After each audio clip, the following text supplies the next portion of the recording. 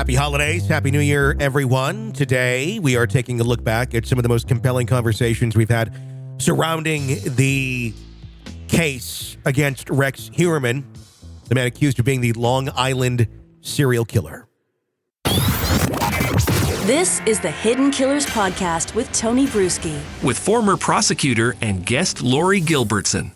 Former Suffolk County Police Chief James Burke really had created an atmosphere where victims or sex workers didn't feel very safe coming forward, considering his own involvement in the industry. People like this, like Heuermann and sex workers and all that, they don't live in a bubble. This goes on all over the country. There's likely far more Rex Heuermann type characters out there, if in fact he's guilty of this. If you have that sort of atmosphere where the police won't listen, most people want to stay away from such a icky topic, if you will. What does one do who has knowledge of crimes like this? Because in clearly this case, there were people who had Heuermann's description down to a T, and they gave it away 10 years ago, but nothing was done. Yeah, it's pretty disheartening and horrifying and sad, and just so many, emotions you can think of when you hear this kind of thing and you think of what could have happened had gotten attention 10 years ago. And it's, like you said, it's not unusual. I mean, how many, Law and Orders have there been about this exact thing? Yeah. Really?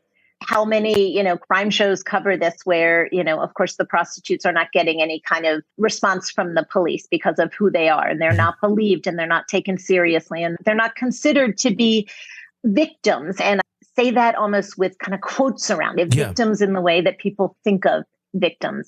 And what can you do? I mean, there are lots of things that can be done within law enforcement to change that.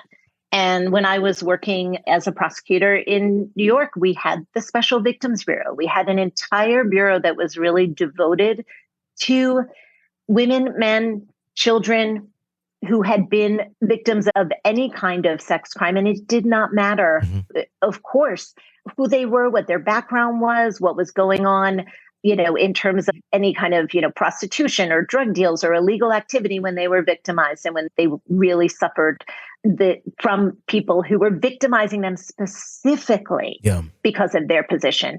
And what you do is you develop a different mentality and a different mindset, starting with investigators who respond to the crime, starting with the beat cop who's out there, who doesn't just dismiss it because, this is just, a hooker and a client, starting right from the ground up, starting with education. And it goes from every single, beat police officer all the way up the chain of command, so that you don't have people like the law enforcement officer, and I kind of say that with quotes around it, who was handling this and did not give them what the victims, the kind of justice or accountability for the crimes against them that were going on.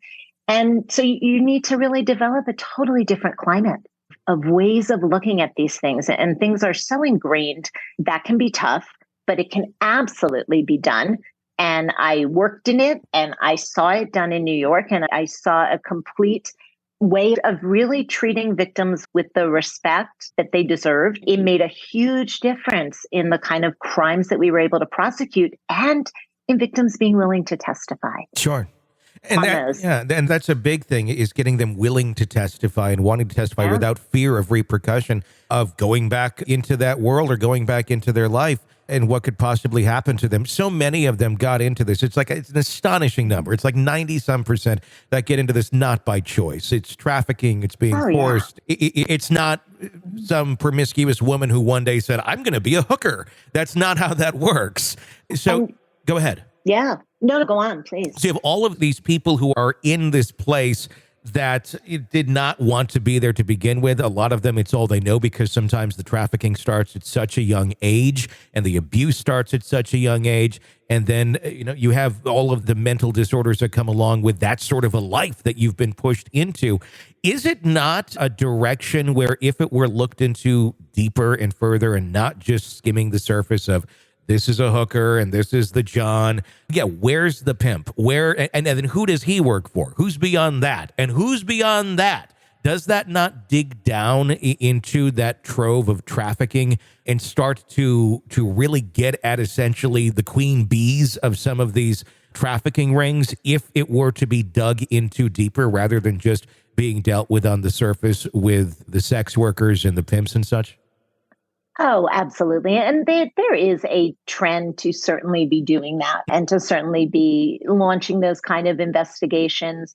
And, maybe at some point, the deeper this gets, and it is difficult, but, we see a lot of RICO being used in lots of ways. The Racketeering, Influenced, and Corrupt Organizations Act. And what it really had been used for was organized crime. Yeah. And we see it being used for all kinds of crime. We see it in the national news. We've seen it in federal courts, in state courts, really having this incredibly wide reach to prosecute conspiracies among many people. So that may be one way to really start to get to the heads of these organizations that go so much further than, as you said, women who may be trafficked, women who may have been falling into these situations where drugs are almost always involved, where abuse as a child and then further into life that drive them into this is almost always involved. And what I can say is that the heads of those organizations, the trafficking, all of it, they choose their victims and they choose them well. And they choose the people who are very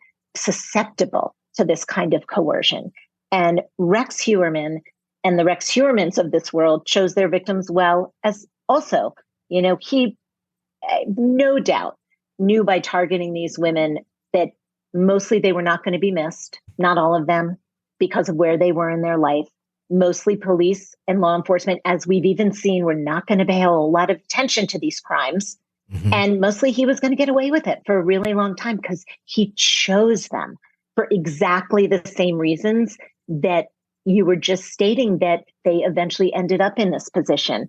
And, no matter why they ended up in this line of work, even if it was, as you said, a promiscuous woman who decided to do this, no one, absolutely no one deserves, what happened to them or any kind of violence, of course.